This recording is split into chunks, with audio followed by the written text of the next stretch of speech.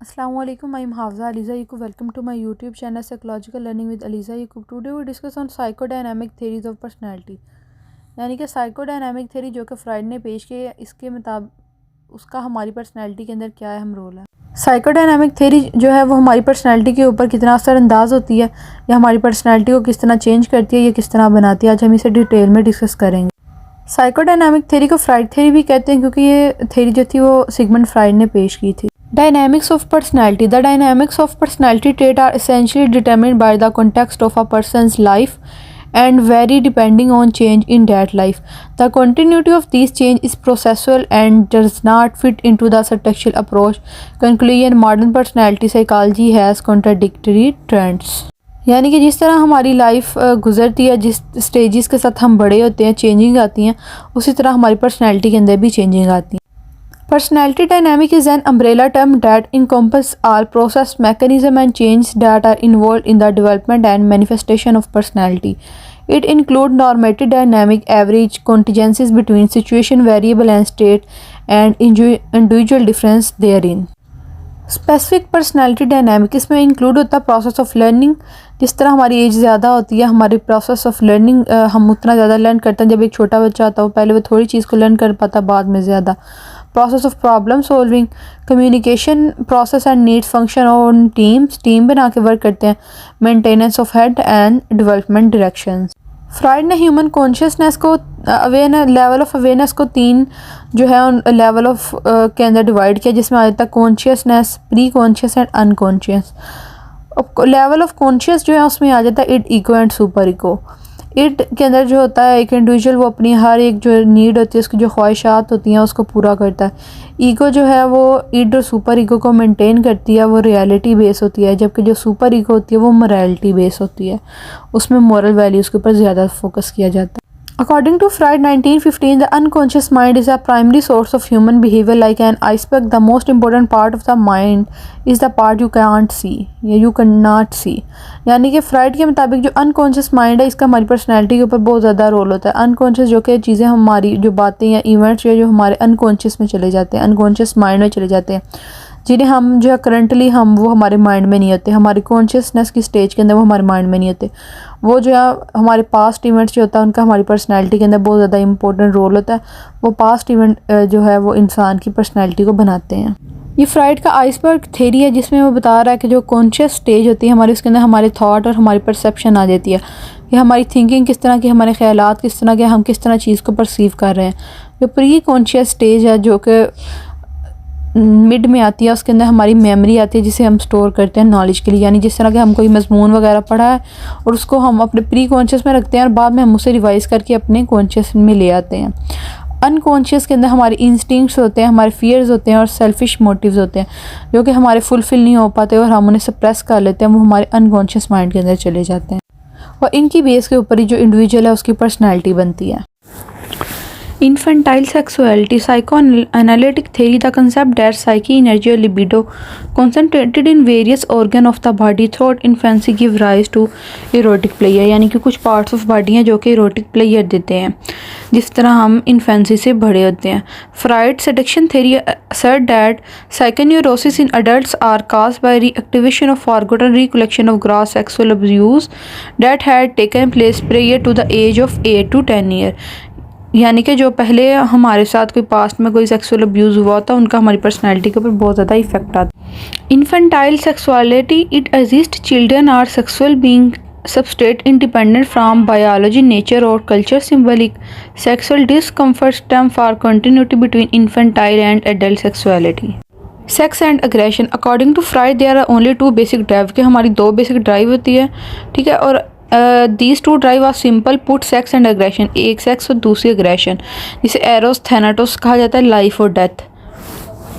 Frustration arises from unfulfilled desire to have sex and available partner and satisfying sexual activity. जब कोई हमारे पास partner available नहीं होता या हम अनसेटिस्फाई हो रहे, हमारी नीड फुलफिल नहीं हो रही होती, तो फिर अग्रेशन में हम आ जाते हैं, फ्रस्ट्रेट हो जाते हैं। Conflict and defence balance. According to Freud our personality develop from a conflict between two forces. जो हमारी पर्सनैलिटी है वो एक कन्फ्लिक्ट है टू फोर्सेस का, our biological aggression and pleasure seeking drives versus our internal control over these drive. यानी aggression और जो इंटरनल सीकिंग प्लेयर है इसके ऊपर जब कंट्रोल करें तो अपने ड्राइव्स के ऊपर, यानी हमारी लाइफ के अंदर कुछ ऐसी चीज़ें होती है, कुछ ऐसी नीड्स होती थी हम पूरा नहीं कर सकते, तो वो फिर हमारी कन्फ्लिक्ट बन जाते हैं और हमारे अनकॉन्शियस माइंड के अंदर चले जाते हैं और उनका हमारी पर्सनैलिटी के अंदर बहुत ज़्यादा इंपॉर्टेंट रोल होता है। जब हमारे अनकॉन्शियस के अंदर चले जाते हैं तो फिर जो है वो आगे हमारी पर्सनैलिटी के ऊपर वो बहुत ज़्यादा इफ़ेक्ट डालते हैं। इट जो होता है वो हमारी ख्वाहिशात होती हैं, यानी I want to do that no, मैं इस वक्त ये करना चाह रहा हूँ। जो ईगो होता है उसमें होता है maybe we can compromise, वो कम्प्रोमाइज़ में आ जाती है, रियलिटी बेस होता है कि क्या इस वक्त हम ये कर सकते हैं या ये हम बाद में करेंगे, वो रियलिटी को लेके चल रहा होता है, सिचुएशन को देखते हैं।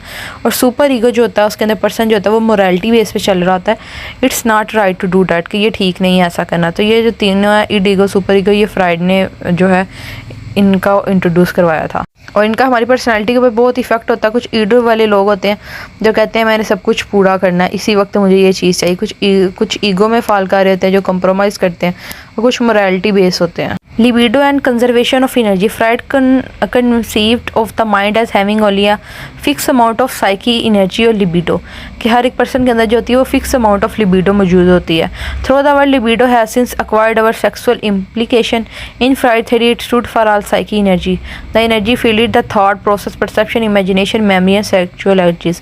ये जो लिबिडो होती है हमें जो है सेक्सुअल ये मेमोरी, इमेजिनेशन और सेक्सुअल अर्जिस के ऊपर जो है वो बांटती है। With the routing and sucking reflex breast feeding के ज़रिए फुलफिल होती है, biting, testing different foods. The oral stage जो है उसके ज़रिए infant primary way of interacting with the word is through their mouth, ज़्यादातर ये जो होती है नीड्स अपने ओरल माउथ के ज़रिए फुलफिल की जाती है। लिबिडो क्या है? Sexual energy of the sex है एंड सर्वाइवल इंस्टिंक्ट्स है, कि उसके बगैर सर्वाइवल नहीं, और ये सेक्सुअल एनर्जी है। Put at the id and drives behaviour, के मुझे ये फुलफिल करनी है, इड इस वक्त ये कह रही होती है। Represent all साइके energy, libido move from one body part two another and child moves into a new stage. जो पहले है वो लिबिडो की इस तरह डिफरेंट स्टेजेस में होते हैं, जिस तरह चाइल्ड जो है वो चाइल्डहुड से न्यू स्टेज ऑफ जाता है साइकोसेक्सुअल डेवलपमेंट में, यानी कि ओरल, एनल, फेलिक, लेटेंसी, जेंटल। तो पहले ओरल के अंदर वो अपनी जो नीड है उसको, सकिंग बिहेवियर जो है ब्रेस्ट फीडिंग के ज़रिए उसको ये नीड फुलफिल हो रही थी, उसकी डिज़ायर पूरी हो रही होती है। तो जिस तरह उसकी एज ज़्यादा होती है उसके साथ ही उसका जो लिबिडो है उसकी फॉर्म भी चेंज होती है। अगर एक इंडिविजुअल है उसकी कोई ड्राइव जो है, कोई नीड है उसको, वो फुलफ़िल नहीं हो रही, यानी इसको जो चाहिए वो उसकी फुलफ़िल वो नहीं कर पाए, चाहे उसके पीछे कोई भी रीज़न थी, कोई वो उसको कंप्रोमाइज़ कर गया उसके ऊपर, उसने अपनी नीड फुलफ़िल नहीं की, या फिर वो सुपर ईगो में आ गया, लेकिन वो फिर उसकी जो पर्सनैलिटी होती है उसके अंदर फिक्सेशन आती है, पर्सनैलिटी उसी पॉइंट के ऊपर फिक्स हो जाती है। Frustration and our intelligence, child at a given stage of development has certain need and demand. जो चाइल्ड होता है उसकी सर्टेन एज के अंदर कुछ नीड्स होती हैं, डिज़ायर, कुछ डिमांड होती हैं। Such as the need of the infant to nurse, यानी कि जिस तरह नर्स है तो छोटे बच्चे की देखभाल के लिए वो उस वक्त ज़रूरी है। Frustration occur when these need are not met, और जब ये नीड्स जो होती हैं ये फुलफ़िल नहीं होती तो उस वक्त फिर वो फ्रस्ट्रेशन की सूरत में सामने आती हैं। Our intelligence stem from such as ample meeting of these need that the child is reluctant to process beyond the stage. जब ये नीड फुलफ़िल नहीं हो रही तो उसके पीछे जो है ये फ्रस्ट्रेशन और ओवर इंटेलिजेंस आती है, यानी कि अगर वो नीड फुलफ़िल नहीं होगी तो चाइल्ड जो है वो फ्रस्ट्रेशन की तरफ जाएगा, और अगर वो उसी वक्त वो फुलफ़िल हो गया या ज़्यादा एक्सेस अमाउंट में होगी है तो वो उसे ओवर इंटेलिजेंस कहा जाता है। फिक्सेशन किस तरह आ जाती है पर्सनैलिटी में, कि जो फ्रस्ट्रेशन है यानी वो नीड फुलफ़िल नहीं हुई किसी स्टेज में, तो जो इंडिविजुअल है वो प्रिवेंट कर रहा है, दिस कैन प्रिवेंट इंडिविजुअल। जब वो एक नीड फुलफ़िल नहीं होती तो वो फिर एक इंडिविजुअल उस नेक्स्ट स्टेज पे नहीं जा सकता, क्योंकि उसकी पहले वाली जो नीड्स हैं, डिज़ायर हैं, वही फुलफ़िल नहीं हुई, और अगर वो ज़्यादा टू फ्रिक्वेंटली पूरी हो जाए तो फिर वो उसे ओवर इंटेलिजेंस में इंक्लूड हो जाता है। फ्राइड ने स्ट्रक्चर मॉडल दिया इड, ईगो और सुपर ईगो के। जो इड है वो जो है ख्वाहिशात के ऊपर होती है, इंस्टिंक्ट बाय इंस्टिंक्ट होती है, और ईगो रियलिटी बेस है, सुपर ईगो मोरालिटी बेस है। कुछ जो है वो हम अगर कॉम्प्रोमाइज़ में किसी अपनी नीड को फुलफ़िल नहीं करते या सुपर ईगो में आ जाते हैं, कोई मोरल देखते हैं कि ये सोसाइटी के अंदर हमारा बिहेवियर इस तरह का एक्सेप्टेबल नहीं है और हम वो काम नहीं करते हैं उसको, क्योंकि सोसाइटी उसे बुरा समझती है। यानी कि जिस तरह अगर एक कपल है वो रह रहा है और वो विदाउट मैरिज है, उनके दरमियान कोई शादी वाला रिलेशन नहीं है, तो उसको जो है वो हमारी जो सोसाइटी है वो एक्सेप्ट नहीं करती। तो सुपर ईगो जो है वो इस तरह के रिलेशन को नहीं लेकर चलती कि ये जो है ये एक्सेप्टेबल नहीं है। तो अगर वो पर्सन है वो अपनी उस नीड को जो है सप्रेस करता है, तो वो उसकी पर्सनैलिटी के अंदर फिक्सेशन आ जाती है और वो उसकी अनकॉन्शियस माइंड के अंदर चली जाती है, और जो उसकी नीड फुलफिल नहीं होती तो फिर अनकॉन्शियस माइंड से वो आगे उसकी पर्सनैलिटी के ऊपर इफेक्ट करती हैं। फ्राइड ने साइकोसेक्सुअल स्टेजेस जो हैं उनको इंट्रोड्यूस करवाया, जो कि ओरल एनल फेलिक लेटेंसी जेनिटल है। जिस तरह चाइल्ड ग्रो करता है वो अपनी ये साइकोसेक्सुअल स्टेज में भी ग्रो करता है, और इस तरह उसकी लिबिडो की फॉर्म जो है वो भी चेंज होती रहती है। ओरल स्टेज के अंदर जो है वो चाइल्ड 1 ईयर का होता है, और वो अपनी जो नीड है उसको मौत के ज़रिए, सकिंग के ज़रिए जो है वो फुलफ़िल करता है। सेकंड स्टेज है एनल स्टेज, इसमें 1 से 3 साल का बच्चा होता है, और उसको बोल एंड ब्लैडर कंट्रोल जो है ना, उसकी टॉयलेट ट्रेनिंग वगैरह उसको करवाई जाती है। थर्ड स्टेज होती है फेलिक स्टेज, जिसमें 3 से 6 साल का बच्चा आता है। इसमें वो अपने जेंटल्स को टच करता है, और उसके अंदर वो देखता है कि मेरे अंदर, यानी अगर मैं बॉय हूँ तो गर्ल में क्या है, और उसकी ज़्यादातर जो अट्रैक्शन होती है वो बॉय की जो है अपनी मदर से होती है, और जो लड़की है उसकी अपने फादर के साथ होती है। उसके बाद आती है फोर्थ स्टेज लेटेंसी, जिसके अंदर 6 से प्यूबर्टी तक की एज तक होता है बच्चा। इसके अंदर लिबिडो जो होती है वो इनएक्टिव होती है, और जो चाइल्ड जो है अपनी तमाम जो है त्वचा जो है फुल अपनी अटेंशन प्ले के अंदर दे रहा होता है, अपने जो हम उम्र के बच्चे होते हैं, जो अपने पीयर्स होते हैं, उनके साथ खेलने पे उन्हें लगाता है। जो जेंटल स्टेज है वो प्यूबर्टी से डेथ तक ही होती है, जिसके अंदर जो है वो एक जो इंडिविजुअल है वो मैच्योर होता है और सेक्सुअल इंटरेस्ट की तरफ उसका रुझान होता है। डिफेंस मैकेनिज्म जो है वो भी फ्राइड ने इंट्रोड्यूस करवाया था, जिसमें उसका कहना है कि ये protect a person from anxiety producing thought and feeling related to internal conflict and outer stressor. यानी कि ये एक इंसान को जो ये मैकेनिज़्म है ये एंजाइटी से बचाता है कि उसके जहन के अंदर अगर कुछ ख्यालात आ रहे हैं, कुछ फीलिंग आ रही हैं, कुछ उसके इंटरनल कॉन्फ्लिक्ट्स हैं, तो ये उनसे जो एक इंडिविजुअल है उन अपने आप को एंजाइटी से बचाने के लिए, उन परेशानियों ख्यालात से बचाने के लिए जो है डिफेंस मैकेनिज़्म का इस्तेमाल करता है। यानी अगर एक चाइल्ड है तो वो अगर एग्ज़ाम में फ़ेल हो गया तो वो उसको इस तरह लेके जाता है कि जो टीचर है उसने ठीक तरह से पेपर चेक नहीं किया, और ख़ुद को अपने उन चीज़ों से बरियज़िमा करना, अपना डिफेंस करना, इनको डिफेंस मैकेनिज़्म कहा जाता है। जो डिफरेंट जो है वो डिफेंस मैकेनिज़्म होता है, जिसमें रिप्रेशन, डेनियल जो है किसी चीज़ से इनकार कर देना, प्रोजेक्शन मैकेनिज़्म यूज़ करना, डिस्प्लेस कर देना, satisfying an impulse aggression with a substitute object, यानी अपना गुस्सा किसी और के ऊपर डिस्प्लेस कर देना, किसी और के ऊपर उतारना। Regression, this is a movement back in psychological time when one is faced with stress, यानी कि अगर उसे कोई स्ट्रेस वाली सिचुएशन पेश आई है अगर किसी को, तो वो उस वक्त क्या, यानी कोई चाइल्ड है तो वो उसके अंदर अपने थंब को सक करने लग जाएगा। इस तरह जो सब्लिमेशन है, satisfying an impulse with a substitute object, यानी कि अपना जो गुस्सा उसको जो है वो सोशली एक्सेप्टेबल वे के अंदर जो है ख़ुद को निकालना। यानी किसी को गुस्सा आया हुआ तो वो इस तरह जो है वो स्पोर्ट के अंदर जाकर अपना गुस्सा उतारे, यानी सब्स्टिट्यूट चीज़ के अंदर ख़ुद को गुस्सा उतारना, ये डिफेंस मैकेनिज़्म है। Ways to achieve mental health. One of Freud's major contribution to mental health was his discovery that patients improve when they talk to a therapist. यानी कि जो फ्राइड है इसने कैथारसिस जो है और वो थेरेपी इंट्रोड्यूस करी, और कि जो भी कोई प्रॉब्लम हो तो उसको थेरेपिस्ट के साथ जो है वो डिस्कस करना चाहिए, टॉक करना चाहिए, इससे हमारी जो मेंटल हेल्थ है वो इम्प्रूव होती है। Psycho analysis is the treatment based on study of the conscious and unconscious human mind. All psychoanalysts have a primary qualification in psychiatry, psychology, social work and other health discipline. Assessment in psychoanalysis. Freud believed that most maladaptive behavior result from childhood trauma, यानी ज़्यादातर जो trauma आते हैं वो इस वजह से होते हैं कि जो चाइल्डहुड ट्रामा गुजरे होते हैं उसकी वजह से आगे प्रॉब्लम्स आ रही होती हैं पर्सनैलिटी में, या मेमोरी के अंदर कुछ रिप्रेस थाट्स होते हैं जो हमारे अनकॉन्शियस माइंड में चले गए होते हैं और वो बाहर आते हैं। कि जब टॉक थेरेपी होती है तो उसमें जो क्लाइंट होता है वो अपने थेरेपिस्ट को सारी बताता है और अपनी डिटेल, अपनी मेमोरीज या जो से उसने सप्रेस की होती हैं उन्हें एक्सप्रेस करता है, और इससे उसकी मेंटल हेल्थ जो है वो इम्प्रूव होती है। पैराफ्रेसिस, जिसे कि फ्राइडियन स्लिप भी कहा जाता है, is an error in speech, memory और फिजिकल एक्शन। ये एक एरर होता है जो physical action occur due to the influence of an unconscious subdued wish, यानी ये जो अगर हमने फॉर एग्जांपल कहना कि आई लाइक आर्या, तो हमारे माइंड के अंदर कोई और है, तो हमारे हमने हमारे मुंह से आ लिया की बजाय जो हमारे अनकॉन्शियस माइंड के अंदर जो हमें पसंद है तो हमारे मुंह से वो निकल जाएगा। इसे पैराफ्रेजिस और फ्राइडियन स्लिप कहा जाता है। ये जो फ्राइडियन स्लिप होती है इसके ज़रिए जो रिवील हो जाते हैं जो सीक्रेट्स थॉट्स होते हैं और जो फीलिंग होती हैं जिन्हें हमने होल्ड करके रखा था, छुपा के रखा होता है। For example include an individual calling their spouse by an ex name, यानी अगर किसी ने अपने स्पोज का नाम लेना है तो लेकिन उसके माइंड से उसकी एक्स जो एक्स है उसका नेम नहीं कर रहा है, जिन चीज़ों को सप्रेस किया होता है वो इस तरह बाहर आती हैं।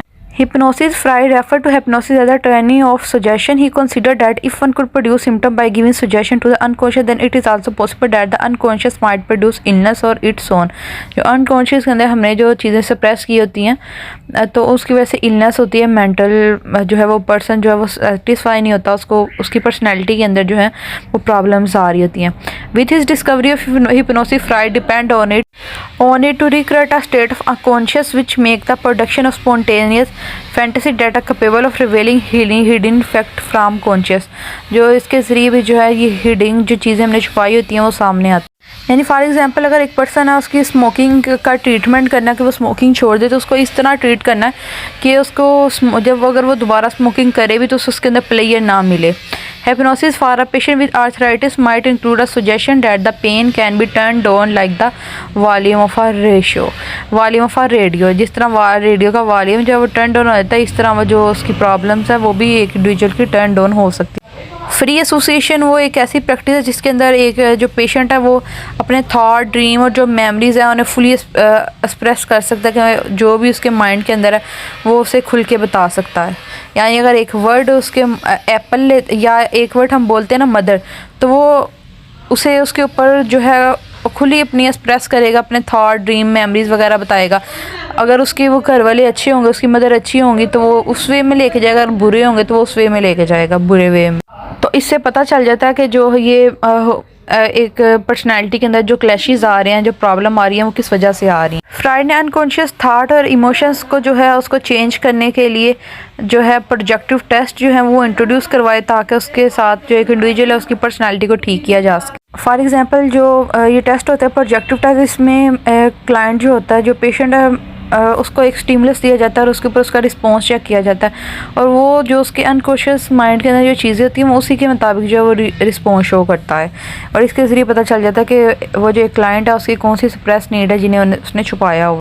डिफरेंट प्रोजेक्टिव टेस्ट जो है वो यूज़ किए जाते हैं जिनके ज़रिए पर्सनैलिटी का पता चलता है, जिसमें आता है रोशाइंक ब्लड टेस्ट, ठीक है, TAT टेस्ट जिसके अंदर एनिमल इस तरह डिफरेंट जो है उसके ज़रिए पता लगता है कि क्या हर एक चीज़ के बारे में कि अगर एक कोई एनिमल सामने रख दिया तो उसके बारे में पूछना कि किस तरह ये क्या लग रहा है, या कोई कार्ड वगैरह दिखाना और उस कार्ड में देखना कि इसमें आपको क्या नज़र आ रहा है, तो उसको जो नज़र आ रहा है उसके मुताबिक फिर रिज़ल्ट निकालना। ड्रा अ पर्सन टेस्ट जो है उसके अंदर कहा जाता है कि एक पर्सन को ड्रा करें और फिर उसकी डिटेल वगैरह चेक की जाती है।